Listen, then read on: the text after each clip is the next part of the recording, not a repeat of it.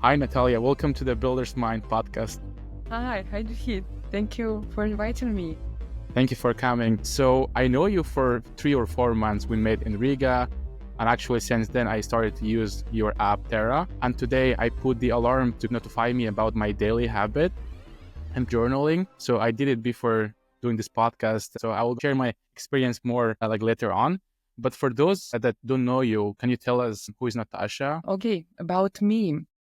So I'm co-founder of the Thera app you mentioned. I have technical background. I'm a software engineer, and I also have experience in design and UX. But when I was choosing my career path, I realized that I'm more technical person than a creative designer.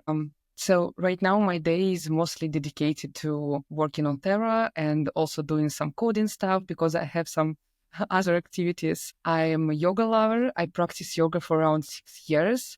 Sometimes I do meditations, and I am a journaling enthusiast too. That's how Thera appeared. I like reading books. I like talking to people. Yeah, and that's a shelf with books near me. You can see. Okay. I also like to read books, It's really kind of good exercise for the brain, but also you kind of get lots of new information. Yeah, yesterday I was on Reddit, and one guy mentioned that he wants to explore CBT, how it works. He purchased a book, but it's really hard for him to read a book because he also has ADHD and he can't focus for 15 minutes to finish the chapter. So I like reading books because it helps me to train my concentration. Yeah. So you mentioned that you're a software developer or engineer. So walk us through how did you decide to actually switch, to building a startup, when that moment was, and what was the journey looking like? I think it started in university. It was a practice of creating hackathons, and we gathered a team of only females at university and decided to build something during this hackathon. The topic of hackathon was dedicated to education, and all projects should be into education sphere. And we decided to create a website that will help people learn Belarusian language in a playful, gamified mode. And also we created a 3D reality prototype where you can explore different rooms. And once you come to some object in the room, you see the translation of this object in Belarusian, so you can learn Belarusian language. And all other teams laughed at us because we were like a team of 5 or 6 girls. Mm-hmm. And it looked like not proficient for other people. But when the time of pitching came, we won the first place. So we won the prize, and the prize was to go to the conference / in Helsinki. And it was only one ticket for the whole team. So we decided to buy additional tickets and divide the sum between all of us. And I think that was my first time when we built something and we saw the interest from other people into what we built. Then we stopped and we didn't continue working on this project because we didn't know how to extend this idea into a working project. And then when I already started working after university, I had a colleague, Nicholas, who is my co-founder right now, and we worked together. And one day after work, we had a short walk to buy tickets for train to my parents. And he said I'm building a mobile app and I'm a bit bored of building it alone, and I need a co-founder so we can share our pains together. So join me. We need to finish design stuff so we can upload it to Google Play. And, I knew some design stuff, so I agreed. Yeah, that's how it started. We had full-time job that time. We didn't introduce monetization in the first version of the app. So it was completely only idea, what we think will users like if they really like it. But did you start with this Thera as your first idea together, or was it something else? And then kind of on the way you guys came up with Thera? It was a bit different project. It was also in mental health about journaling, but the core focus in that project was into keeping a wish journal. So our idea was to target people who feel a bit depressed or anxious, and they have a good job, a good environment around them, but they don't feel happy. And our idea was to switch focus from large goals to simple things. So we created a wish journal where you can write down small, simple things like reading a book, meeting sunrise, or having a hangout with friends, and check mark this and feel like you accomplished something. Yeah, double down on this. So was it more that you two wanted to build something or whatever app because you know how to build it? Or like, was it more of that you saw there is a problem and then kind of like went after the problem? So yeah, which one was that? And I think it was both the problem and the knowledge how to build something. Originally, Nick started that project with Vicious Journal, and he was interested in psychology, therapy, like sphere. He watched a lot of YouTube videos and he wanted to solve this problem for himself. And the structure of Vicious Journal that we introduced that time, it was something that he created. So he invented this, which worked for him. And also it was like knowledge that he had to build something and he wanted to learn new things while building it. great, great. So, and like take us from this like wishing journal to Thera. Like, so what were kind of this next iterations that you kind of took you to Thera finally? Yeah, so the first project was like mostly focused on Vicious Journal. It also had Emotions Journal, but it was a reduced version and it was not core feature at that time. We uploaded up to Google Play and we forgot about it because we were like full-time engineers and we wanted to build cool stuff at work also. And in around half a year, we saw around 50,000 downloads. So we invested like $0 in ads. We didn't promote app. We just wrote some description, keyword optimization based on like our gut feeling. And Google Play started to rank our app in short Higher? lists, yeah, and offered our app to other users. So we had a lot of users. We didn't monetize the product. We had no money, and we had complaints in our like mail. People asked to add new feature, to fix something. We were like sitting like, what should we do? We decided that we need to like create a strategy of monetization. And first we introduced one-time purchase features. So we introduced password, and you can purchase a password, set password on your app and feel more secure. And no one wanted to pay for it. So you see, we had around like 50,000 downloads and only 30 users purchased. I remember we set price of $2 per password and we earned $60. So it was nothing. We realized that no one will pay for it. Withdraw this feature, made it for free, and returned back this money to these 30 users. And then we realized that our app looks outdated. It doesn't look like a product which you use and you feel like a better version of yourself. So our product like a mental health niche and you want to be a better version. And I wrote to my friend Karina. She is super talented designer. And we studied with her in same group at university. But I switched to technical side and she switched to creative side. So I wrote her like, Karina, we have an app, we have users, and we want to make it stylish so we can be proud of it. Can you take it into work? So we had a lunch at one cafe, and in like notebook, Karina made a rough estimation on how she will restyle, make new prototypes, user journey maps, and that's it. And we agreed that she will take this job.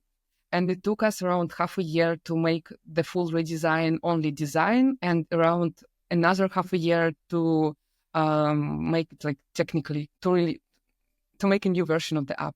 But kind of like, was it just like hard to make the design, or like was it more of like time commitment that you guys didn't have full time commitment to it? It was more like No full-time commitment first. And another thing that we wanted a new design. We didn't know how to make it super good. So we made some UX tests on which colors should we choose so it will be comfortable for users and the general associations will be same to like with journal. More people say that it associated with blue color, Emotions Journal with green color. So we made some tests. I think it's both lack of experience into building something new from scratch to publish the idea and the desire to make something perfect. Yeah. Yeah. But can you kind of like tell us more specifically kind of like how did you test different version of the design and how did you get to this like, somehow good version just like to publish, and then kind of go more into it?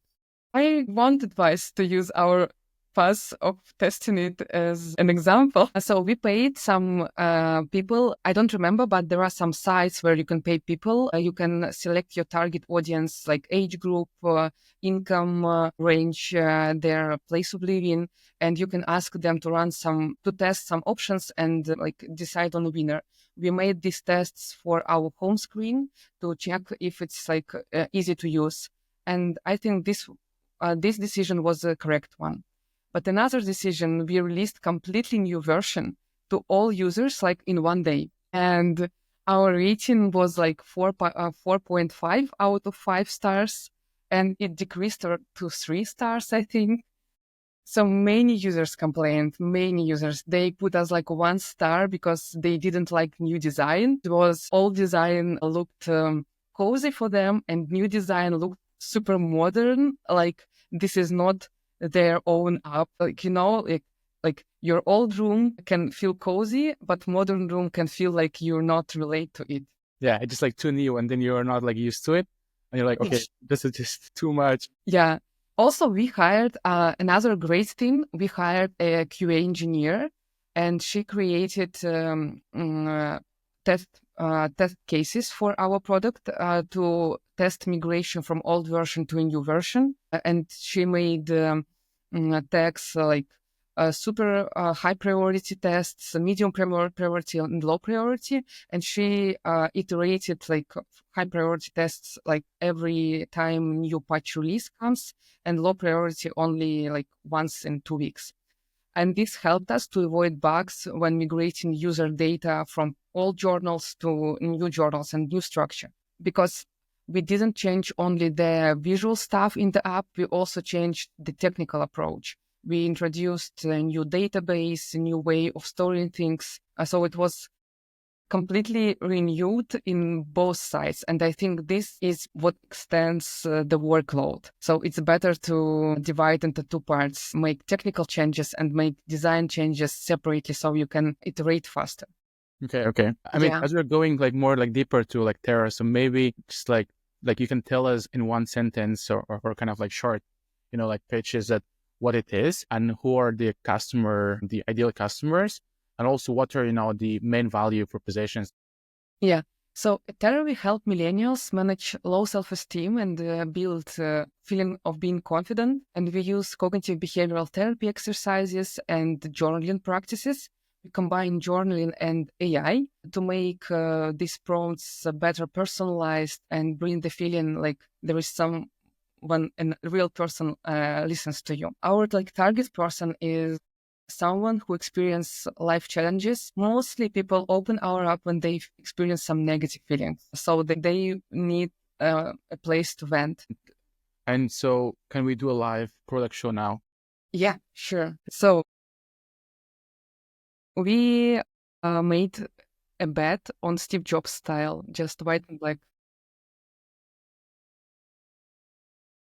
And we wanted to focus on text-based dialogue in the app because it's our main feature, main value proposition is when you talk to our app and discuss things.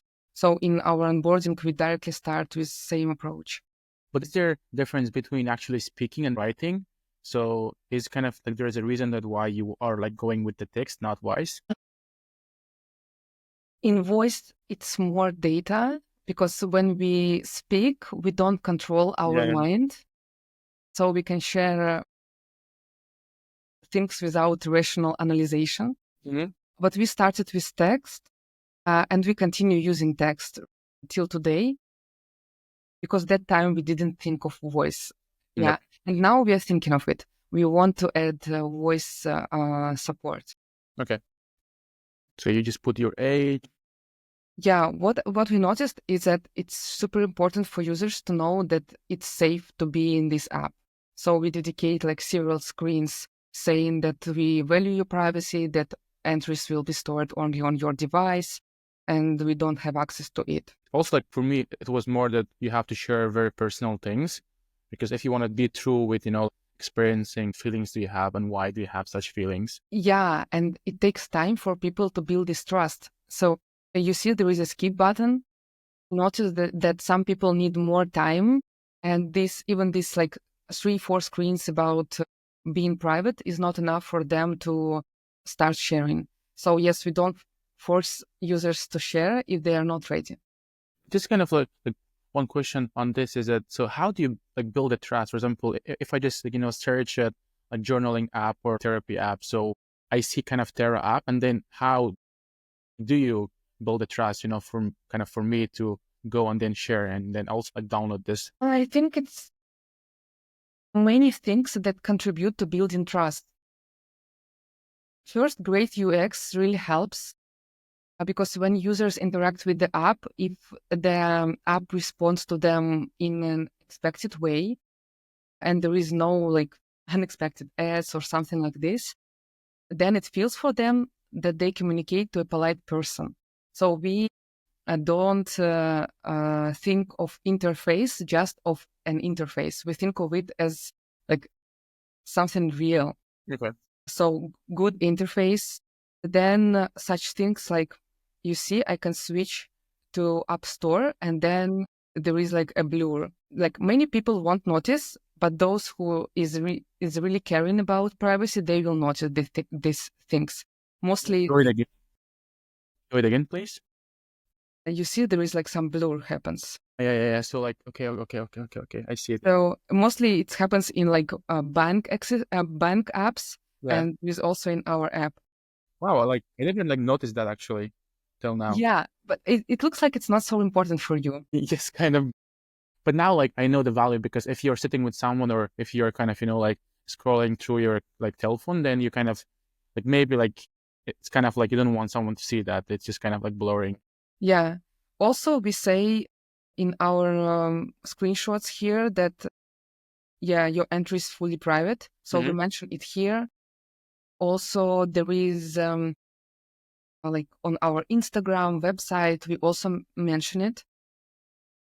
I think trust also is building when you show the team who works on the product, and on like our Instagram page, we have like a highlight with our team members. So you can see people that like works on it. Okay. And good reviews build trust too. A question on review. If you're too early, for example, you just launch a new app and it's your first week or month, then how can you get reviews? Because I mean, there's zero like reviews, like zero rating. So kind of, do you ask your friends or how do you actually, go for that to get reviews and ratings? Yeah, you should definitely ask your friends to leave a review. Yeah, the first 5-10 reviews you should receive from your friends, and that's all right. It doesn't feel like a lie.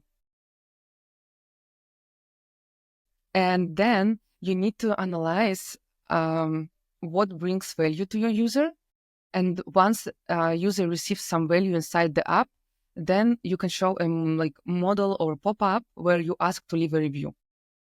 When we needed these like reviews, after we dropped our rating after releasing new design, we thoroughly analyzed our user journeys and we added these pop-ups. Like if you like the app, leave a review. And this helped us to increase percentage of users who use the app and who leave reviews several times.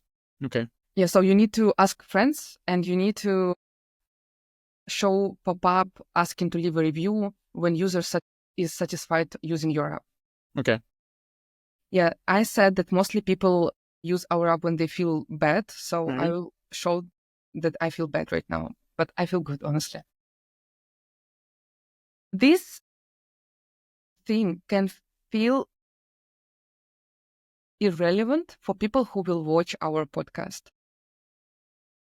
Because when you are in a good mood, you have enough strength inside yourself and you can interpret this feedback as bullshit. And you can say that it's obvious that that someone could say these words to you. But when you are on low energy and you feel bad, you don't have strength to yourself to say that it's all right to feel bad. And in this case, the app helps. So if you want to try the app, try it when you really need it, not just to click. So for example, end of the year is approaching and I'm anxious that I won't finish all things I committed to finish. Right from onboarding, we use this way of exploring emotions that is our core feature, and for which users use our app when they finish onboarding, because we want users to get to used to our style from onboarding and see if it writes for them. So then we ask direct questions like, what commitments are weighing most heavily on your mind right now? So we are trying to put our users from overthinking to just list of commitments that really feels heavy, for example. And the way we help users to explore feelings is in mirroring what they shared and asking like great questions that can help to dive into this feeling. So Yeah. For me, like when I did this onboarding, at some point I felt a bit overwhelmed, with sharing. So kind of my question is that, like, did you do some kind of testing also on the onboarding? And do you have some statistics like how many actually, finish and how many just gave up because of this onboarding process? yeah, so before we had mostly visual stuff in onboarding, like, information of how many users use the app, of how the app can be helpful. And we asked like, what is your main pain point why you downloaded the app? Like relationships, work stress, or like some burnout. And for that onboarding, we had around 90% complete rate. These like fancy users finished that fancy onboarding. And then when they started to use the app, that was the huge drop. This current onboarding, around like 60% will finish it. So there is like a 40% drop. But these users who finish, it feels okay for them to use this app.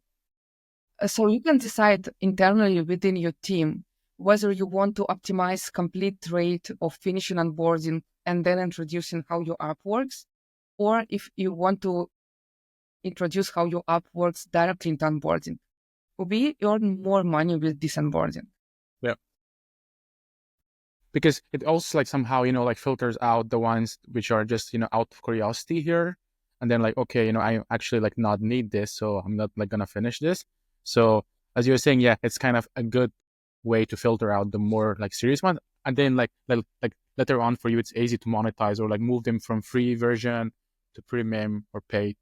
Yes, yes. So it's like a way to filter users who are not needed this app, this format of the app. Yeah. Mm-hmm. And we usually do such significant changes in A/B tests. We set up A/B tests, whether with revenue cat, if it is monetization test, or if it's just A/B test of some functionality. Previously, we used Firebase, but it doesn't work 100% correctly. So we created our own algorithm of making this A/B test, and we create different funnels in Amplitude, and then we can analyze whether conversion or like total number of users who started and who finished, what we define as a primary metric. Okay. And this we say that we will create a journey plan for a week for you so you can finish these exercises to feel better. Users love our reminders. I would say that reminders is a separate feature because sometimes people don't need your app exactly right now, but they like to talk to your app through reminders so they can understand the style of communication the app offers when they see your reminders. So this is a premium screen. We mostly focus here on our like features. So we add a screen like slide for each feature, and also we add a review for each feature from our user. Sometimes people put in premium screen the direct value that user will receive, so they don't distinguish features, but they say like you will feel better or you will you will get some outcome. For us, it works better when we showcase features and we say like there is an emotions explorer, there is a fear explorer, there is a wish inspiration, there is custom journals. But now we have a test which also targets to final outcome and don't describe each feature separately. Okay. What is super important in the app is to guide users and to help them understand where they should put attention inside the app. Because usually apps offer several features and users don't know from which feature they should start. So we use this fate and some like tips like continue on your journey, and there is no way to click outside this. And here we will continue exploring your emotions and another time, but a bit deeper. So in onboarding, it was just the beginning of exploring your feeling. And here you can describe it more in details. So I think we can finish with it. Sure. Yeah. So once I explore my emotion, there is like an exercise, like new exercise every day. It was inspired by Instagram stories. Some like bloggers put some educational informations and we start to do this way. And there is an exercise at the end to write down gratitude. But kind of like, did you think of making this exercise a bit more personalized? For example, like receiving your personal pictures with your mom, with your, friend or someone, just like to make it more real and touching? Right now, we are working on cognitive distortions feature, and we want exercises fully personalized to the case, to the user's case. Right now, the exercises are more general and they are like pointed to the topic that the user interests to learn more. And yeah, we want to add personalized exercises with personalized UI on the background and personalized illustrations. Okay, great. Thank you so much for showing the product. Yeah, so and there is like journey. So you complete the journey for today and you end the session and come back only tomorrow. Or if you want to explore more, you can explore various journals. You see which journal is still here. So we didn't remove it. There is like inspiration tab with inspiring quotes and then just the profile. Great, thank you. Yeah. Also, we offer freemium version. So there are free version that everyone can use and premium features. I know that some people block app usage without payment.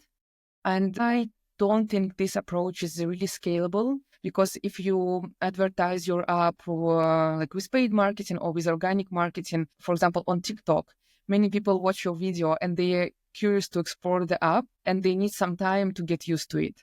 So we offer this free version and only then you can convert to premium version. Yeah. So let me share my experience with Thera then. I'm using it now for a week or two. I use the free version for now. So it's like And more premium for you. Yes. And then it's kind of more like, it's like 1 day usage. But what I notice is that it actually, I have to put this like notification in Terra kind of to not like notify me if I want to do that. But otherwise, it should be come from my will to, open the app and then, like do the exercise. So there is kind of this like personal will involved. And kind of, I'm still not, like incentivized for going to the paid version, but I'm like slowly thinking that because I feel good about, kind of like writing. It was a bit boring, to be honest, in the first 2 days, but slowly it kind of becoming more enjoyable. So my question is, how do you provide value or how much of value do you provide in the freemium version to make people motivated to actually go and pay and then go extra on the usage? Yeah. From our experience, the best way to hook users on the premium version is to offer them to use premium version for free for some time. So this dialogue in the onboarding, it's actually like a premium functionality. So you won't use it in free version like in a week or so, it won't be available. And usually we offer one-time usage for all premium features that we offer in the app. And we use some like hint that this is on us. You can explore it for free just to see if it works for you. And this emotions exploring thing, it will be available for like 4 iterations of dialogue, and then we offer a premium version. Okay. And like whenever I open the app, the first thing that I see it is kind of like, this nice visual, and it asks me kind of, to like subscribe to the paid version, like to the paid option. So kind of why do you have, like that as a first, page? Like But when do you see this Christmas yeah, playbook? yeah, yeah. It's experiment right now, honestly. Yeah, so there are like two groups. Some people see foreground premium screen, and foreground means every time you open it, and if 10 minutes between putting it into background and opening past, or if you fully close the app and then opened, you will see this premium screen. This for first group. And another group won't use it. I think I'm in another group because I will open it. Yes, I opened it right now. I don't see this premium screen. Okay. But I So see it every time, like every time. yes, that's the idea of the experiment. So we want to check if there are people who use the app, but they don't use it that deeply. So they complete journey exercises, but they don't explore their feelings like a lot. And they even don't know that the app offers premium support, because on the home screen, there is no any UI that shows you your own free version. So we want to see if reminding our user that there is a premium functionality and you can subscribe to it, if it will give us more money. Actually, like just feedback from my side, because I never seen it in other apps, or maybe I don't like remember. But actually, for me, every morning when I open your app, then I just like have this 5 minutes thinking, okay, this like reminds me to, go pay. Like, should I do it or not? So I think it somehow, gives you every day kind of the thinking to think about paying. But actually, yeah, the more I see, the more somehow, let's say, I become like manipulated, let's say, or just kind of like motivated to actually go pay. So it might work out. Yeah, but yeah, that's the way you can learn that there is a premium version. Yes, yes. So, like, my other question about the product, then we can like move to the other part, is that I met so many great founders or young students, and they always have an idea that what they want to do, but they cannot, think about what the product should look like. Is it an application? Is it like should it be mobile app, or should it be like web page? So they somehow don't have the product idea, or like sometimes it could actually be an API integration, to something. So from your experience, like what's your practical tips for people how to think, move from idea to product, and how they can like visualize their idea in terms of the product? See, I think in our case, we are a bit lucky because we have loyal users who write us feedback, and not only on like Google Play or App Store, but also in private emails. They write like long feedback, sharing why they use app and why it's important for them. And this is a sort of motivation that help us continue and think how we can shape the product in a better version. But when you want to start, just want to start, and you have nothing ready, I think it's better to start with testing your idea. For example, sharing your thoughts to another person and see if it sounds good for them. For example, right now we are working on this cognitive distortion algorithm, and we didn't introduce it to our users. We don't know if they will like it or not. We have some assumptions and we have some data, but we don't know.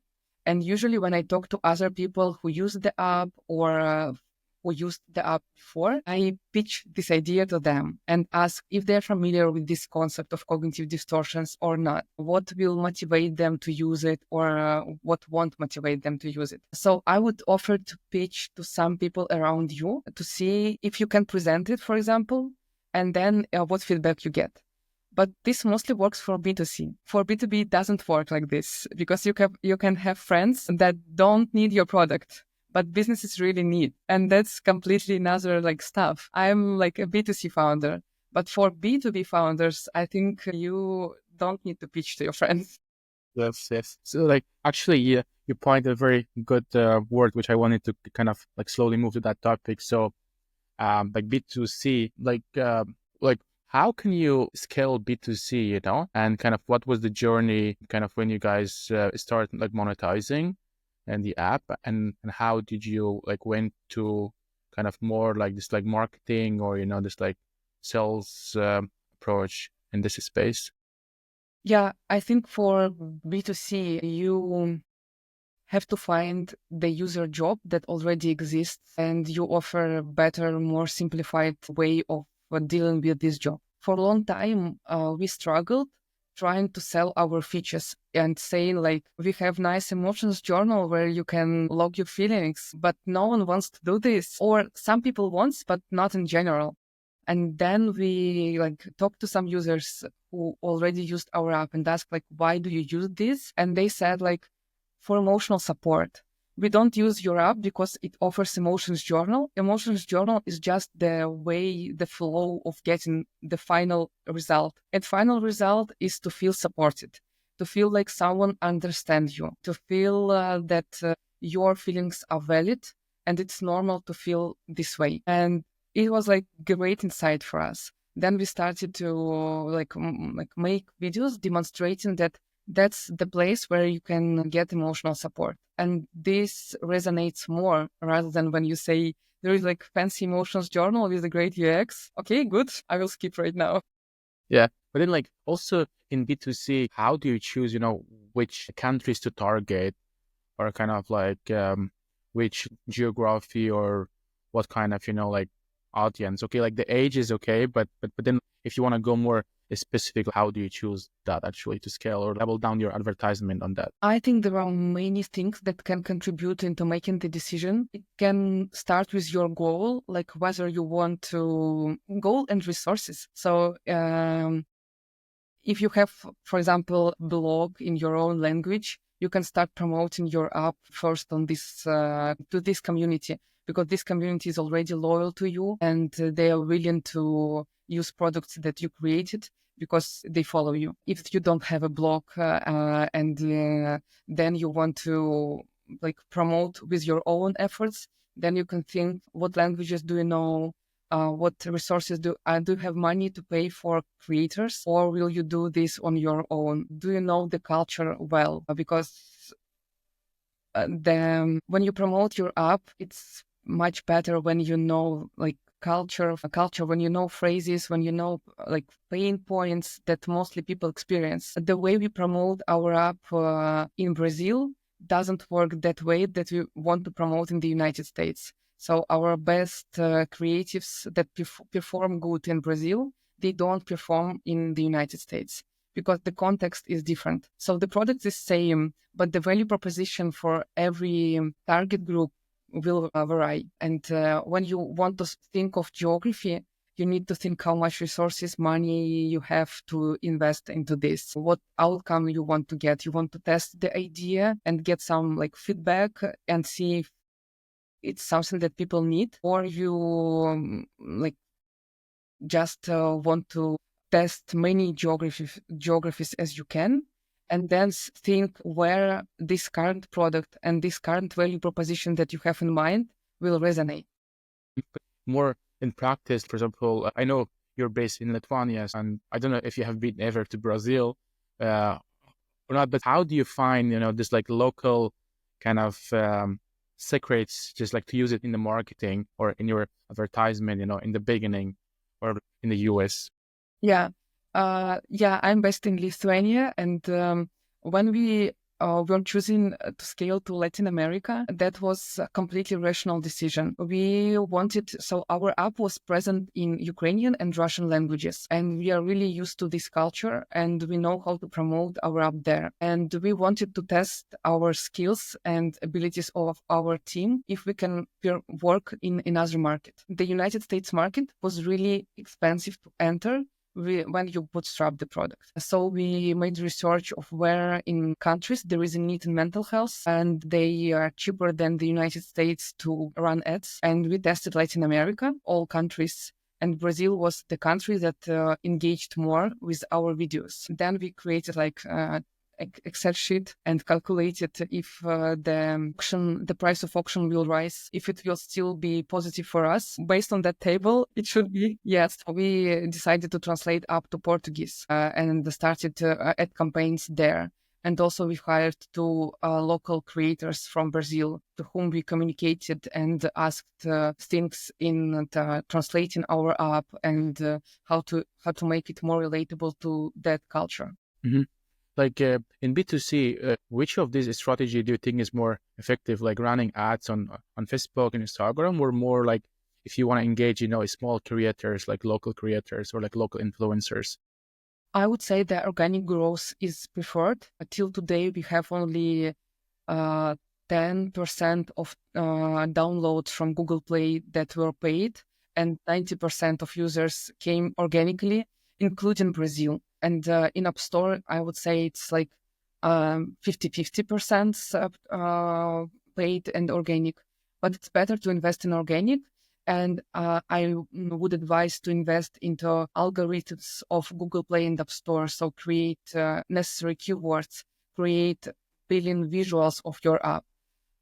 Regarding creators, you can start with this to test out your idea, but honestly, it's super hard to scale creators because you don't know how many users use apps, iOS apps and Google Play Store apps for subscribers, inside subscribers, and you can pay for creator for advertising, but it will turn out that like 90% of users are Android users. And in Android, the conversion from install to paid super low. So in App Store, it can be like from 2 to 10% install to paid. In Google Play, it's usually then less than 1%.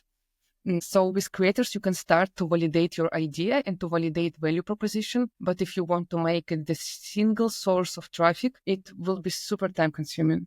Okay. And you need to start with local creators who will be leaders of voice. So if you want to promote app in Brazil, you need to select specific city where you will start. A lot of analysis needed. And also, I'm sure like you have lots of competitors in this space, like journaling and also emotions.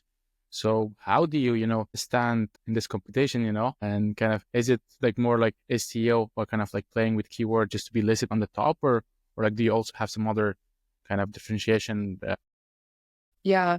For users, as I see, they mostly associate your product with solving some problem. We run questionnaire when we ask users to say which apps they also use in addition to Thera, and they can mention like up to 5 apps that they use simultaneously. And then we ask why you use Thera in addition to these 5 other apps. And they say that they have like a mood tracker app. That's one app.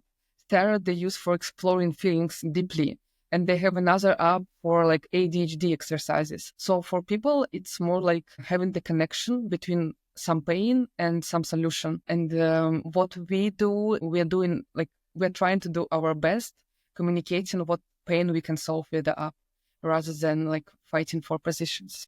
Yeah, it's a very good time to actually like switch to this like loneliness and also like feeling sad or bad like topics. So you mentioned that, for example, mainly the usage of your app is around when people are feeling not very good, so like they kind of become motivated. And my question is that like okay, just like this is like very kind of like general one, that but why do you feel that more and more people feel lonely, like just like nowadays? I think we spend a lot of time in social networks, working at ideal bodies, ideal lives, and people tend to show only good things on social networks, and it works as like a bad mirror when you don't draw the whole picture that life has ups and downs. Yesterday, I spent like several hours on Reddit, and there was a guy who shared like, I'm 25 years old, and it feels like everyone lives their good life. They do their like best, having relationships, having job. And for me, it feels like I'm slow. I don't accomplish anything. I just do my work, go home, and that's it. And I posted a comment like, everyone experiences same type of One thing. thoughts, and they don't share these thoughts with you, just as you don't share these thoughts with them. You post on Reddit anonymously.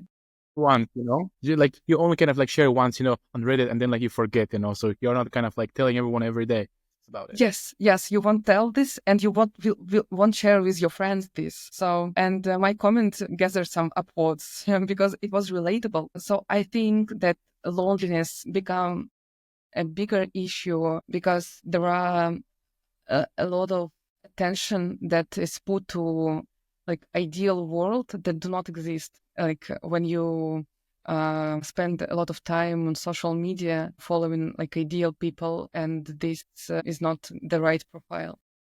But why do you think we're trying to solve this issue, with the technology? If social media or in big picture technology is causing this, and so like why still we are trying to solve with technology? Or like me put differently, do you think that Terra at some point will kind of switch their strategy and kind of try to push to more off-platform activities or more social things? Do you mean building community?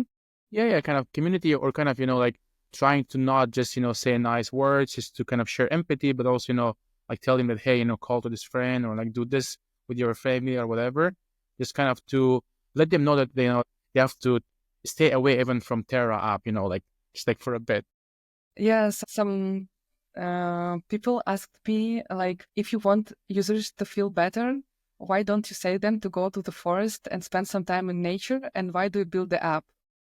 But the reason is that users already have some patterns and they used to use their mobile phones for many tasks. This won't work if you say to go to forest, because the product should be inside the routines that people already have. And if the routine that they take their phone for like 5 hours a day, then it's better to create a product that will be in addition to this routine. Regarding community, that's a nice idea. I think it's what I want to do inside Terra. We had an idea of allowing users to post their feelings into some feed anonymously. So it's only an idea right now, because building communities, like, it feels like a secret product. But sometimes when we post TikToks, and there are people, they start talk with each other. And I also think of this as a part of community where we can create like a place where they can communicate. Yeah. And also, like, I think like you might agree with this statement that building a startup is also like very lonely journey. So many times you just feel lonely or you feel bad because like things are not working or like not the way that you think is going. So how do you deal with your loneliness personally? I use Thera sometimes. First Yeah. option? Sometimes in the evening when I feel super lonely and my energy level is 0%, I just open Terra and write down my feelings, and it helps. Mm-hmm. It helps. In general, I don't think that being a founder is a lonely journey. I think just being a human is a lonely journey, because when we're born, we are alone, and when we die, we are alone. And whether you are an employee or a founder, you will feel lonely from time to time. So I think it's hard for everyone. Like, I have to ask this question for sure. Like, what do you think about AI and kind of like its impact in your space? I think that sometimes people use the app and they know that it is AI based. So they know that there is no other person on another side who talk to them. But for them, it's interesting to explore capabilities of AI and to see where is like the age of its abilities. And I think AI can really improve many things. With our app, it was the previous version was without AI. It was completely hard-coded journaling prompts verified with therapists, and it worked also. But AI was an enhancement to this. And with AI, it's more engaging, and it just works better. So I think AI can make really great impact into existing user jobs and simplify life, and also add something that it was not possible to achieve before at much lower cost. And do you think that like are we going towards an era of having kind of AI friends, like being in a relationship with AI, of imaginary boyfriend, girlfriend, whatever? So, and like, what do you think about this, in general? I think this might be the case. Now many people attend meetings with note takers. Yeah. And I think it's really hard to build your own presence on social media, like on LinkedIn. And I think one way of developing these note takers is that they will attend all your meetings with you, and then they will create summary of what you accomplished during this day and post without you information about you on LinkedIn, for example. And then your copy will communicate with my copy to see if there is a match between us, if there is a great idea to have a podcast together. Like your copy taking information about your personality and my AI copy taking information about my personality. We'll have a discussion and see if it's good to dedicate time together. Yeah, that's true. I think this can be also, I think AI will also simplify many processes in communicating. Okay. So, I mean, like we can of course, spend hours talk about different topics, but just to summarize or end this part, I have 3 questions for you, and this might be like off topic, like from each other. So, first one is that what's the best advice that you received as a founder during this journey? Was it like from some, I mean, it could be from anyone, like mentor, investor, other founder, Okay. family? So the best advice I received, and I use it till today, is that if you don't get an answer, then probably you created wrong question. So if you know how to create precise, detailed question, then it's like 50% of getting an answer. Yeah, like it's always about the asking the right question, Yeah, right question, the right person. right person. Also kind of so you have a full-time job and you're also like running Thera up. So how do you manage these two, and like what's the story behind that? Yeah, right now I like playing balls, switching different roles. I think focus is the most important thing. Focus and scheduling your concentration slots. So I focus on one thing at a time at Terra, and the same with my work. And also not being alone, but not mentally, I mean, but physically. So we have like some team members who do things when I can do these things. And this helps to make things done eventually. Yeah. And also kind of the fact is that I know like you're not from Lithuania. So like just my question is that do you consider being a migrant founder more of as an advantage, or is it kind of more of a disadvantage from your experience so far? When I struggle with something, I remind myself that all difficulties, they help us become like a new person that will shape us. I think it can be an advantage because it gives you a mix of feelings of like fear of being accepted in new environment, for example. And then you need a space to release these feelings, and you can use the energy of this like mix of emotions into building your stuff. Yeah, I think it's quite like a challenging journey just to build something like out of your home country, but it's a really kind of good learning because, as you said, like you become fearless, and after that, you kind of like you can do whatever, So you can build a rocket ship, you can do whatever. So I think like if you get through this journey, like by the end, you're like just more confident. Yeah, it helps you to be out of the bubble because you don't know people there, and you are more open to have new connections. And when you live in your like home country, you already have some environment, some community around you, so you're more close to new opportunities. Yeah. It's always kind of like nice just like to not be in one bubble because you just like, become so biased. So that's the kind of, I think, advantage of being a foreign founder. Just like you don't belong in any bubble, so you kind of see everything. And that's Yeah, what yeah, I amazing. agree totally. Yeah. So as my last question, let's imagine if you're going back, in your 70s or like 18s. So before going to college, from your experience, would you still consider studying software development, or would you choose more a business subject, which actually help you in your business? Oh, that's a nice question. I have never considered this. Probably I would choose learning business Okay. from scratch because I think being a software engineer has both pros and cons. People who work with code are mostly introverted. Yeah. I thought that I'm an extrovert the whole life, and only 2 years ago I realized that I'm actually an introvert.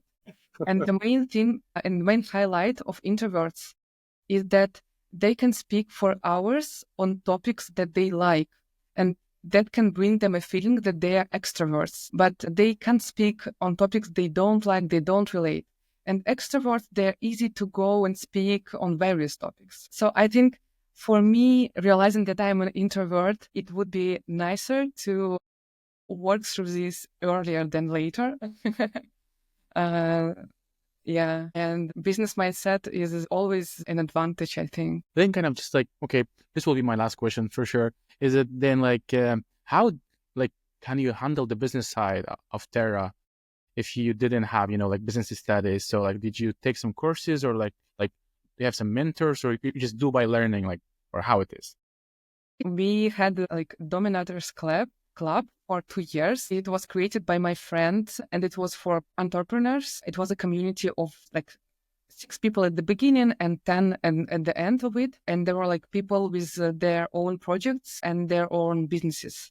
And it was like mastermind format. We gathered every month and we created goals and shared transparently what went well and what didn't went well. And this community was like a real helping thing for me.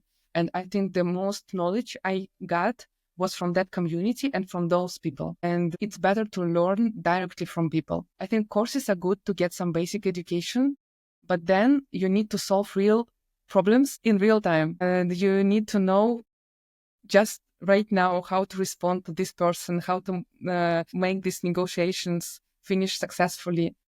So it's better to find people who is in the same environment as you want to be and think of how you can be valuable for them so they are interested in talking to you. And then you can ask right questions that will take the least amount of time that possible for them to help you. And then you help them back. So short reply, yes, I attended some courses, but the most valuable thing is to have new contacts from these courses. Yeah, I think for me also this like community learning is the best, because you kind of see others, and also like somehow when you talk with others, it's a bit of also self-reflection, because you see how the other people are like reacting to your answer, or kind of like it's very like peer-to-peer learning. So it's well. Yeah, exactly. But great, thank you so much for doing this, Natalia or Natasha. Go with Natasha, but it was super fun to have you here. So thank you so much. Thank you so much. I really appreciate you invited me. Thank you. Bye-bye. Bye.